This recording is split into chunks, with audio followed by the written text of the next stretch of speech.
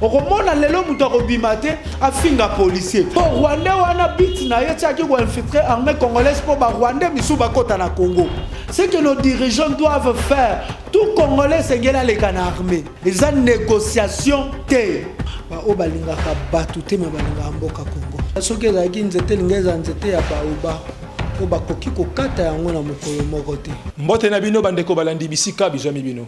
Mbote na bino pe également na bino ba abonné na biso ya chaîne YouTube na kombo ya Vision News Télévision.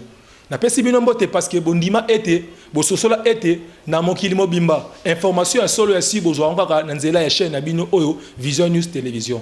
Mbote na bino également na oba kolanda biso. Merci na bino. Pona lelo tokutani na cadre ya émission na bino ezali réfléchissons. Réfléchissons ezali émission oyo to bengisaka bandeko pona kopesa likanisi na bango na makambo mai koleka la mboka. Leo tokobeta liswalo ya actualité ya mboka. Ya liboso tokolobela makambo mai koleka na este. Tomona ki ete bandeko na biso ya kelasi bana na biso ya kelasi bakendaki limboso ya mairie pona ko exiger départ ya Monesco. Mais tomoni ete policier bandeko na biso ya la police babaki na ko réprimander bango ko bwakela bango ba gaz. To ebite ezali malamu tope mabe. Ya mibali to kolobela plainte au général Kasongo emi na ko porter contre bandeko ya la moka. To ko beta liso nango. Pe na tongo lelo tomoni pe que état de siège au mokonzi ya mboka emi na ko lancer na kuna na Nord Kivu na Ituri. To ko beta mo liso nango to ko analyser. Lokola na baki ete réfléchissons tozali ezali émission auto benga kabandeko leo nazali ngai moko te nazali na ndeko na ngai journaliste na kombo ya Trésor King Trésor Bukele King toko elongo na ye toko beta lisolo ya politique yango wana kei pona kopesa ye mbote soki régie azali na même parole nga fongola biso pona pesa ndeko na ngai Trésor King mbote na yo ndeko yenge matondo ingeta mbote pe na yo mbote na ba congolais nyonso ba kolanda biso partout dans le monde, na ba patriote, ba kolo Congo, ba obalingaka batu te me balingaka mboka Congo. Et c'est ngoma malamu na koyamba on a cadre émission na biso réflexion. Le to ko beta vraiment par rapport à actualité en mboka. Makambo makoleka na mboka surtout na est na biso ya Congo. Na yebi ki ozali sensible parce que na mona ki ope na marche otambola ki pona ko soutenir makambo yango. Makambo makoleka na est. Soki koloba quelque chose non na 30 minutes afa ko kota na profondeur okoloba nini.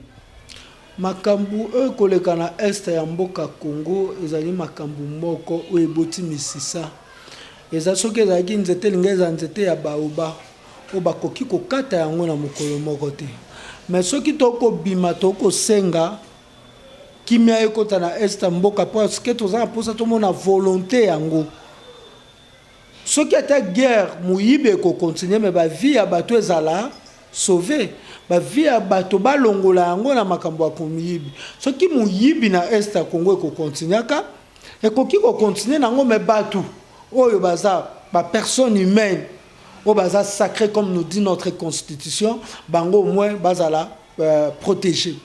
Pourquoi totelemi toko bima parce qu'il y a 20 ans MONUSCO ezana kati ya mboka au Congo. Et ça la kelo côté pour mosala MONUSCO eza ko protéger ba civil. Ba civil ngo ba ko kufa mingi. Est-ce que MONUSCO a protégé ka nini? Pourquoi toko bima lisusu? Toko bima parce que nous avons compris que batu oyo ba ko causer ba tort, ba o ba ko sala ba exaction wana. Na est ya mboka Congo, baza mingi ba Rwandais ba Ougandais. Et aujourd'hui notre gouvernement nous dit que toza ba relation à bon voisinage na ba Rwandais na ba Ougandais. Est-ce que tokoza na relation à bon voisinage? Tokoza na ba ambassade ya ba mboka na RDC? Point d'interrogation. Qu'est-ce que nous devons faire?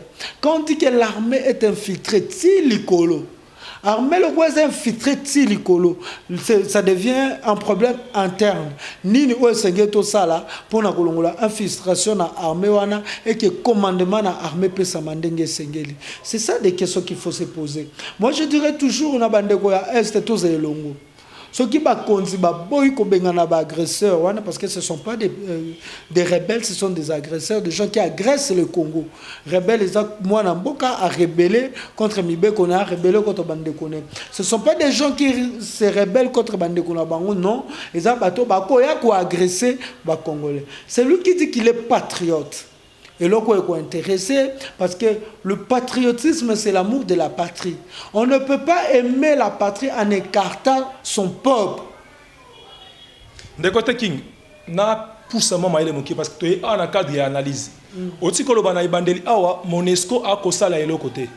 To moni ba élève bakei na mairie pour na coexiger départ ya Monesco pas ko sala le côté ah pour le bele likambo ya infiltré pour atoye ko analyser ko luka solution ya likambo to ko lobi Monesco ko sala le côté batu bazali infiltré la ndi président na biso Félix Tshisekedi kuna na France tant azaki na Macron asali point de presse alobi ete likambo ya est eza likambo ya Monesco te asali neti innocence na Monesco alobi Monesco ebe le côté siko bana o bake ko tambola ba réprimander bango ba bakeli bango ba gaz misusu toyoki bazoki okoloba nini est-ce que problème ya est ezali Monesco to ezali ba infiltré o esenge to dénicher to yeba bango potangi Uganda otangi Rwanda ba infiltré na ki mboso alobaki ya des députés awa bazana sima likambo bango do mo ateke likambo bango ezali monene soki yo okoloba lolenge nini omoni oyo kulutu Félix Antoine Tshisekedi akoki koloba libanda aza lokola mwana mwasi oyo bayebisa ke ozalaka kitoko te chaque fois tya beauté abanda kolobaka nga aza kitoko bomonaka misu na nga te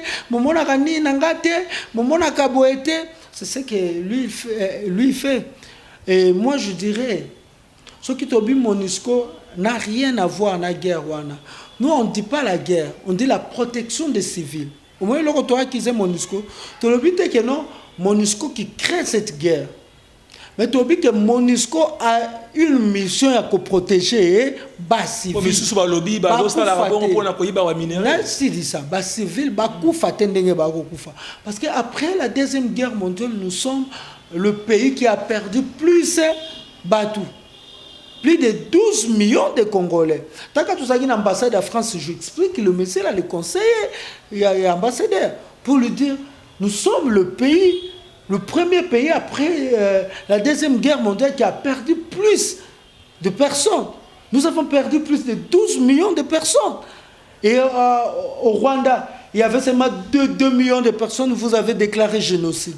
Qu'est-ce que vous attendez, vous, pour déclarer génocide à la République démocratique du Congo? Qu'est-ce que vous attendez pour dénoncer ces gens-là qui tuent à l'est du pays? Il me regardait sans rien dire. Il a dit, mais vous avez totalement raison. Mais ce n'est pas à nous d'agir, c'est à vous et vos dirigeants. Vous voyez, tout, c'est la cas à Bisso.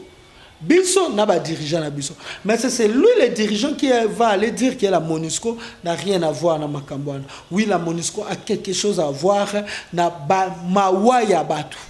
Je parle de mon peuple. Je parle de mes frères. Je parle de mes sœurs. Je ne parle pas de Banyamulenge Bazawande Konabiso qui a, comme a dit Félix Antoine Tshisekedi. Un jour, il va regretter toutes ces paroles. Jour na jour, peut-être il parle seulement pour envie de parler ou pour envie de plaire aux autres, de plaire à la communauté internationale, de plaire aux Nations Unies. Mais non, il faut d'abord plaire à ton peuple. Avant toutefois, plaire na bato libanda. Omoni mboka oyo, peuple sundolo, c'est Nzambe sundolo. Quand on dit la voix du peuple, c'est la voix de Dieu. Et le pleur du peuple, c'est aussi le pleur de Dieu. Hein? Le murmure du peuple, la douleur du peuple, c'est la douleur de Dieu. Et s'il fait ces choses-là, pour l'envie, il touche directement à Dieu. Na kende Monusco. Monusco doit protéger la population. On devait voir la présence de la Monusco, malgré que les enfants demandaient, c'était des enfants de moins de 18 ans. Je dirais même moins de 15 ans ou encore moins de 14 ans. C'était de jeunes enfants, des mineurs. On en a marre. Nous devons agir pour notre pays. Sur le temps où on gaz lacrymogène les aramabés parce que crée des maladies. Plusieurs gaz taka ngai gazo nazaki mokola le 24 lelo nazo tousser ou quand même voir nazo cracher paiement un mois paiement ça l'a bien été donc tu dois boire beaucoup de lait pour ne permettre au remettre étant est-ce que banana ba romela ba miliki est-ce que banana poumon na bango et ça pour respirer gaz. Est-ce que meilleure façon, il y a que chasser banano bazaba mineur, il y a moins de 18 ans. Les acquis gaz. Bon, la police va bazaba parents. Ils ont aussi des enfants. Est-ce que y moi na nena nda kupona gange la moi na faut boire que la moi na gaz. To Félix faut gange la moi na faut boire que la moi na gaz. Parce que la charité bien ordonnée commence par soi-même. C'est une meilleure façon. Il y a quoi ça bana botika parce que bana na bazaki na ba âge bana bato belé soki parce que la police azwaka instruction et pas ba compte bazwaka instruction pas ya commandant suprême et armée qui est le président de la République. Et le président nous dira pas que non ayeba ki teke ba koka ko panza bana na est na ba gaz lacrymogène. Et qui nous disent aujourd'hui que bana se ba sa mobulu obenga maman de dit ça benga moi no ba ko la gisaka na Dubai yo aza kutu mukolo na Qatar wa kendaki les nouveaux commerçants bato bazwaka ba association so net ba papa va continuer à pouvoir azwa pe moi nana jour au sala des autres ba que les gaz ndekone o côté les mela ba policier la ba barrière ba que les gaz pona yoka. Et pourquoi les jeunes bana o ba telemi o ba la kisi que non tolingi mboka na biso boko boa que la ba gaz. Vous allez comprendre qu'il n'y a pas l'état des droits. Pour eux on parle de l'état des droits ce bakangi bato d'état des droits. Mais or l'état des droits c'est quand tout le million de Congolais que nous sommes, si aujourd'hui on dira 80 millions, les 80 millions de Congolais que nous sommes doivent bénéficier de droit na bango. C'est ça l'état de droit. Moi, on a le droit de l'enfant. L'enfant a le droit d'être protégé. L'enfant a le droit. Il y a pas yo cahier. Mais on dit l'enfant a le droit d'être protégé. Est-ce que oh bah ça lui va protéger moi? Moi, je pense que Ezaki n'a pas protéger les droits de l'enfant de Konangaï. Nous sommes dans un état de droit. Ça veut dire qu'il n'y aurait pas de droit. Vous allez comprendre que l'état de droit, les états de droit au Bamo Bayébité. Moi, je dis, est-ce que le problème est un malheur, il y a des dirigeants beaucoup de gens qui ont cop que classe tonine. Parce que les gens qui ont valeur à la classe. Au moment où on a campus, où Augustin Kabouya Obiba Longola bana, il y a délogé bangona na facilité nyonso. Or il y a avenir ya mboka Congo. Aujourd'hui 2 ans de cela, banana batangi lisu bienté. Est-ce que avenir nini? Est-ce que tu as un échec à Congo après 2 ans? Na est mboka Congo, comment les enfants ne doivent pas marcher pendant que bala bagenda ça batena fait boma bango bala bagenda ça ba dissertation on les va bango, mais ça concerne les enfants qui ont droit à la protection, malgré que la constitution nous dit que tout Congolais a droit à la protection, mais c'est d'abord les enfants. Hein? C'est que bana wana baza protégé. L'État ne dit rien. Botika bana ba réclamer nini bo panzi bango koto ba Rwanda ba boma bango bino la police bo panza bango. Je sais pas to ke wapi na mboko Congo. Félix doit vraiment revoir les choses. Alobi Monusco te azali innocent. Makamba Congo to du Congo quelque part. Diongo moniki azuba na wana bengali bango po bazali ko tourmenter Monusco pamba na la kisio esikani Monusco soko ya na problème pour Monusco musaneza ko protéger ba civil a ko protéger ndeni bozo combattre loko bozo combattre muntu aya su ko protéger yango atika tozoloba 20 ans wa fandi. Pendant 20 ans il y a eu plus de 12 millions de morts. Alors ba protection na ça les sikani Monusco comme osala ki kapuba ki tchel na kata Congo. Monusco ko zwa bana bato ya mikie. Monusco ko bimana mwasi na kata mutuka. Bako kumba yako yoka mboka elengi. Et comment ce soldat Monusco batinde na Congo na famille kuna basali fête. Toke konginde qui n'a pas vu mutuka Monusco ko koya na ba saka ba kolta. Qui n'a pas vu tenir amour ko bimana kata mutuka Monusco. Et comment Félix peut dire que Monusco est innocent? Et il doit maintenant nous expliquer pourquoi tenir amour et bima la kata mutuka Monusco. Est-ce que bango bazo qui va juger Monusco pour la makambwana? Il doit nous dire comment ba colton et que robima na kata mutuka Monusco. Tant mutuka Monusco, il faut que ba civil ne ba bima. Mutuka baluki boto mo ba civil ba sopani. Na kata mutuka Monusco fo bilamba ba civil to mo bilamba ba civil ba nganda ki okabolela bato bazangi bilamba ndeto mutuka ne baluki bilamba ba civil ebimi. Et tout ça Félix a justifié ngondeni a justifié kana obenga ba innocent ndeko l'est ya mboka Congo Monusco ezakana et protéger peuple et peuple ngozo souffrir bala que biso ba quand ya Monusco ko protéger peuple. yango peuple ngo kufa yo peuple ngo ba okata na machette MONUSCO ya awa pour na protéger ba ces mecs ya Félix o pasa ba Nyamulenge MONUSCO aya awa pour protéger ba demi-frère ya Félix pour grande sœur na liboso rwandaise.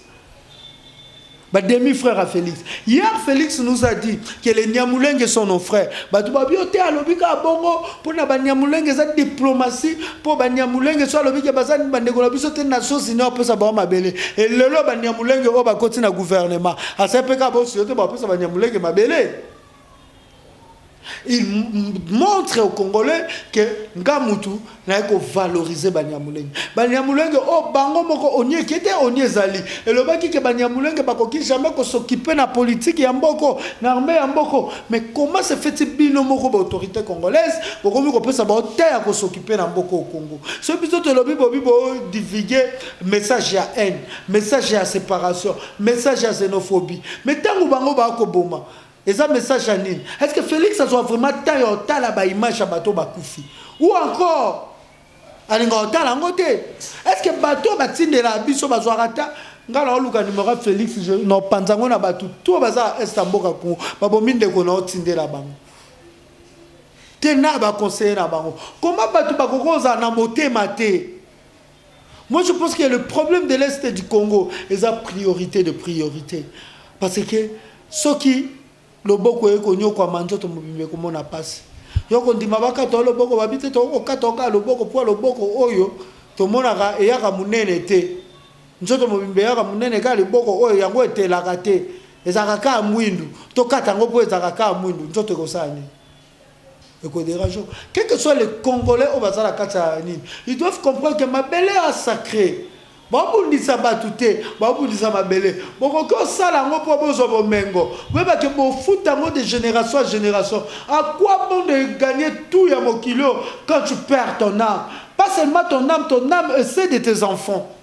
Hein de quoi bon? Okende, babo mabatu. Po yo so ba minéral au côté ka, au comme riche wana, au perdre âme na yo. Et sachez qu'il y a la loi de la loi ya nini ya hérédité. Tes enfants vont payer jusqu'à la 4e génération.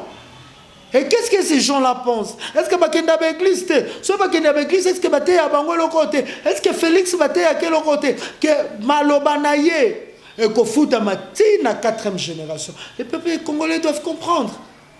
Tu habites tout ça, les Souni pour tu vas comprendre. Merci beaucoup. Donc,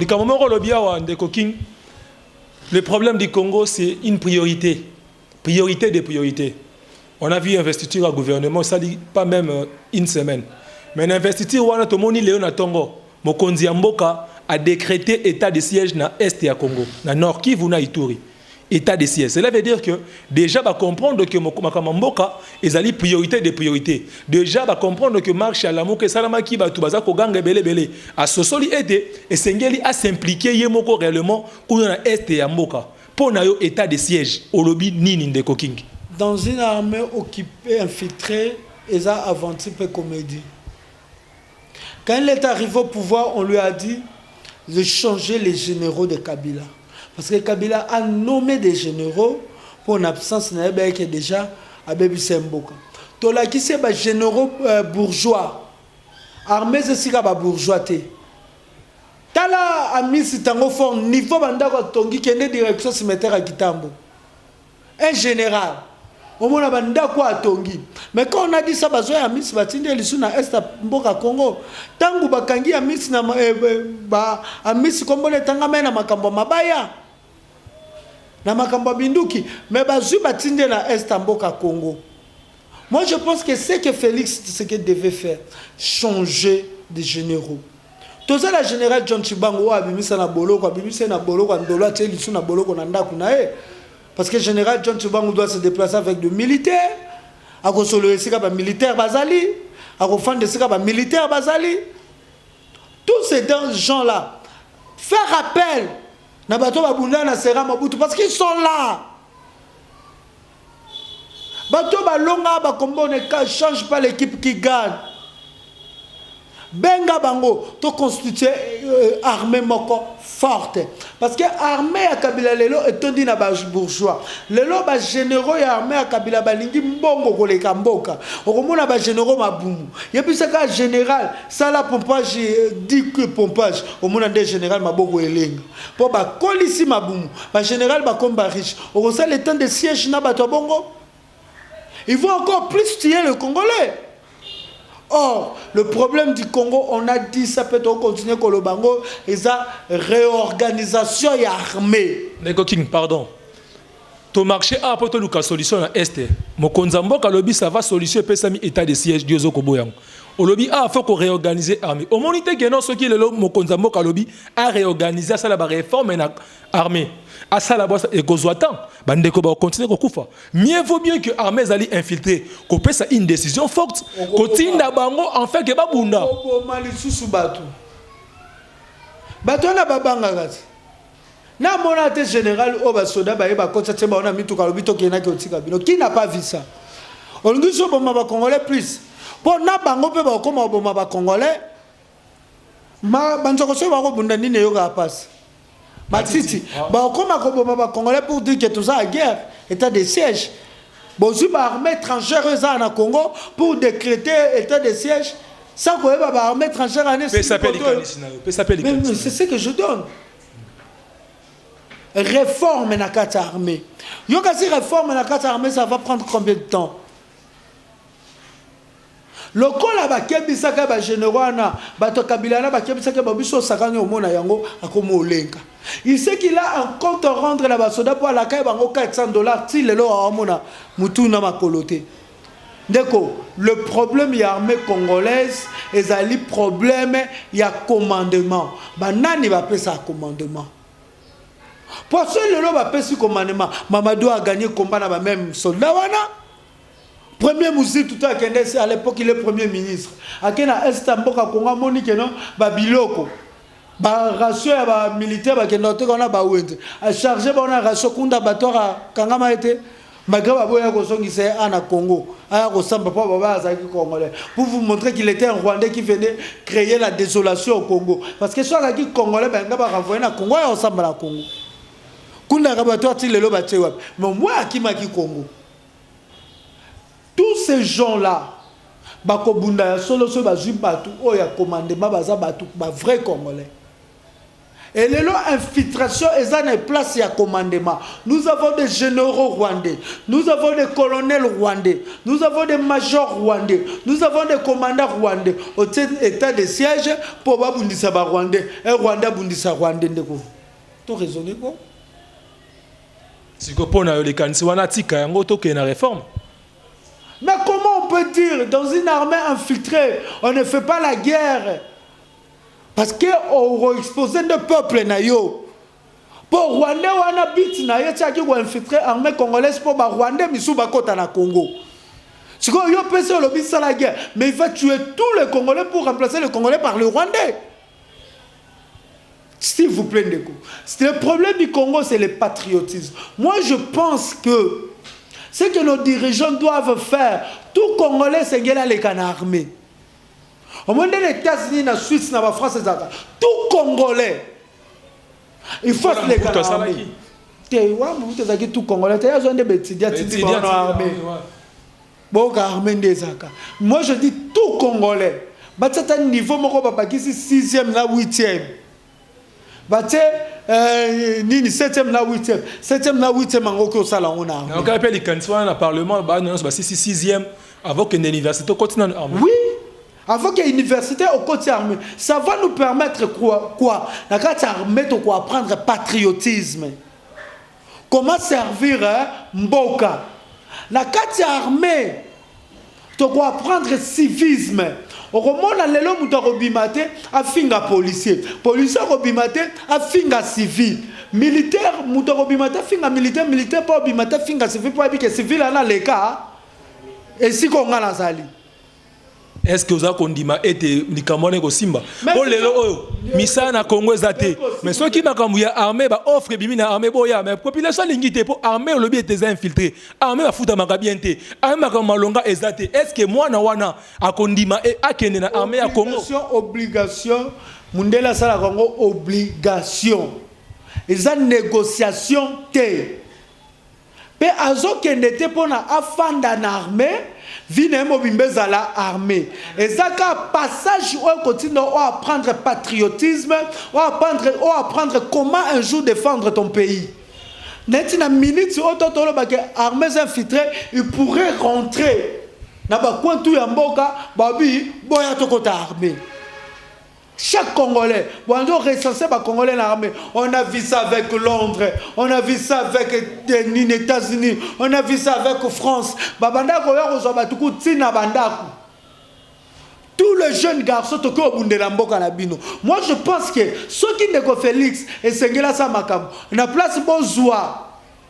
Ba jeune o boko zwa boko kosa ke ba ko sa bilanga mais boko ko inde ko kotisa bango armée ya Kinsweki bo moni ke baza d'esprit patriotique bo bomi bango ba miso bo koti bango armée ya Kinsweki pour ba servir bino non aider ce gens-là à servir le pays Deko ngana lobe ba mekata lelo ba yeka ka ba bito recruter batu na armée pour un problème à est na niveau congolais qui yebi que a combien bi que ba ozo ba congolais belé liboso yo oh ebongai na so bebi yoko armée pour na makambo est ana ki na salani loba na salani na ki on de ko trésor vide ko na sima caméra lo ba yete na recevoir ka ba vidéo pour na tina ka pas batu mais je dois aller na armée imaginez ce qui lelo oyo. Bon, c'est impossible. 1960, l'indépendance. Armée kuna baoye bisabango après l'indépendance c'est égal à avant l'indépendance c'est égal à après l'indépendance c'est égal avant l'indépendance. Donc toute chose peut changer. Libanda est armée mais l'armée peut changer. Tant que Lumumba baye, il faut réorganiser l'armée. Qu'est-ce que ça leur a coûté?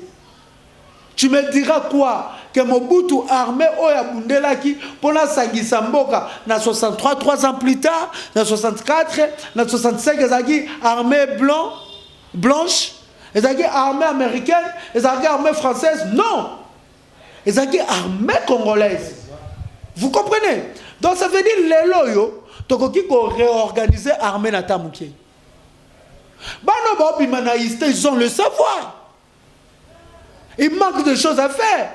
Bon, même comme ce salaire va sauter à $400. Félix nous a promis qu'on quitte ce même salaire. Comme ce salaire va sauter à $400, Moussa Laurent Désiré Kabila va passer en Barwa Minduki. Il a pris ces élèves-là. A-t-il dit Bango va ça la Minduki? Est-ce que ça l'a quitté? Si Moussa Laurent Désiré Kabila qui sur naïe, tu vois que Mundela Tinda Babo Moussa Laurent Désiré Kabila parce que comme sur naïe, Dieu va regretter pour n'ani à créer Rwanda.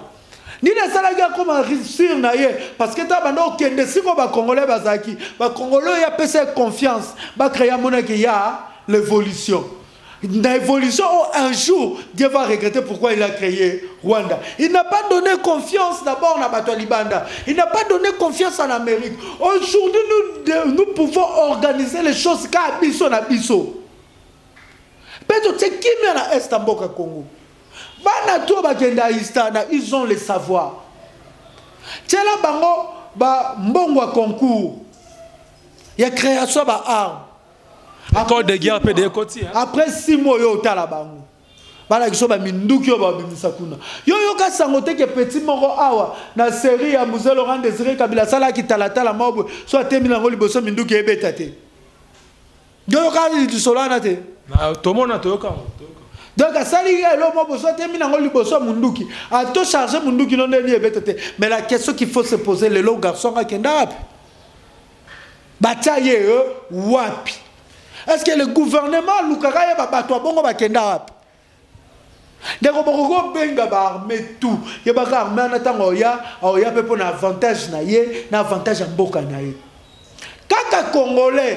nde muto bundaka pour avantage ya Congo na ye po yebi ete bana na ko bota bango wana bana leba ko kufa wana mais Tanzania yebi ka kozonga nde mo benge lelo Kenya yebi ka ozonga Rwanda bika ozonga, Uganda bika ozonga, Américain kuta bika ozonga. Et puis que ceux qui bobengé les lolo pipe bobenga mutu musu. Ata bobenga ni boba Américain te kuna na mboka la boba otinda batu musu yeba sa nini azongi. Il doit profiter biloko moso afandi pa lobi que j'étais au Congo. Tala documentaire à Lumumba. Ba mindele o bazaki na Congo, lo ba fandi na banda kwa bien. Il était conseiller de Lumumba, il était le chef de brigade à l'époque, il était Sokinani Nanyo à l'époque, il était tel moutou à l'époque. Ils vont venir pour ramasser de l'argent dans le Congo pour se faire des riches.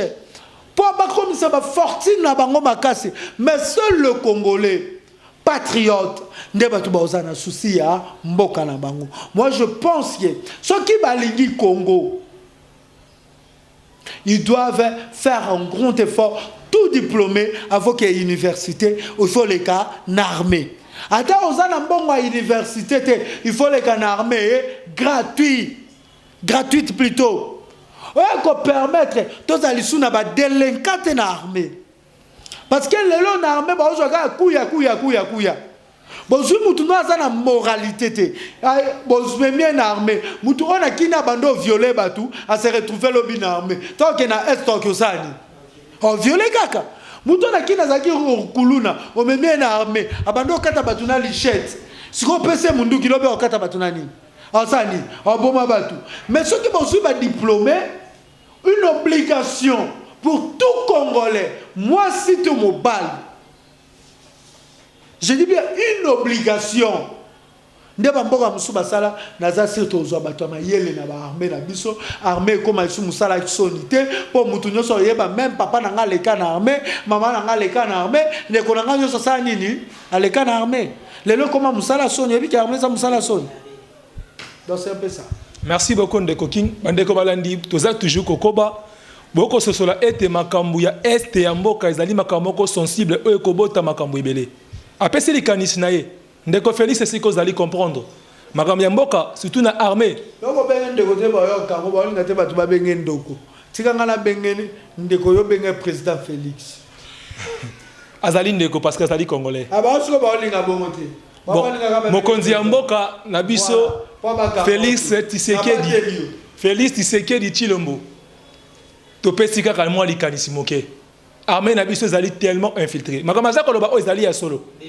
Na kaki oloba kitango kutana kina ba député ba tebelo ba ki ete okobana kopesa na ba député na ba gouvernement ba ministre mbongo ba kenaka kozoba problème ya population ba yela kayo. Ngala moni ezali ko jeter l'argent. Bandeko wana ba kozoba mbongo ebele ba kosala le côté. Pesa mbongo na biso ba journaliste. Tia makoki na bandeko lokola kingi boche ba koki ba bimisa ba vérité. Pesa mbongo toto sala ka pesa biso mbongo. Atala kande ba vidéo na biso. Votre kenda apesa biso mbongo te nga lobisa population ernyoso na pesa ngambo apesa ne biso mbongo te toza posa mbongo te azwa ka de temps asali équipe mobimba o ba pesa ke rapport na suka ya journée king ne missionné balobeni tel mutu ne missionné balobeni alongola ba dialéliste nyoso ba fanatique nyoso alo ba botala be mission ba fanatique te po kuna ba kumisa ngaka. Botale mission au bako pesa bata parti politique à micro te mais ba pesa peuple micro peuple akoloba na suka ba sali rapport na suka ba pesi biso to kena mbongo wapi toza posa mbongo po Congo bonga to sanga mbongo po to. Merci beaucoup to sosoli ete biso congolais toza na poste ya mbongo te que toza na poste ko défendre mboka na biso Congo afin que ça un état fort, un état prospère, un état béni de l'Éternel. To pesi bino mbote bisika bizwami bino notamment na ba o bazaki na technique trésor vidi na caméra. To benga kayo wana trésor vidi nyokola image. To pesi mbote na réalisateur ya émission Oyo Taking, pe to pesi mbote na coordonnateur Ezali Edgar Mokonzi esika bizwami yo. Reste branché na chaîne abiso Ezali Oyo Vision News. Tikala parce que okozwa masolo ya politique ya solo. To pesi bino mbote to komi na suka, to monani mikolo mako mikoya, mbote na bino esika bozali kuku.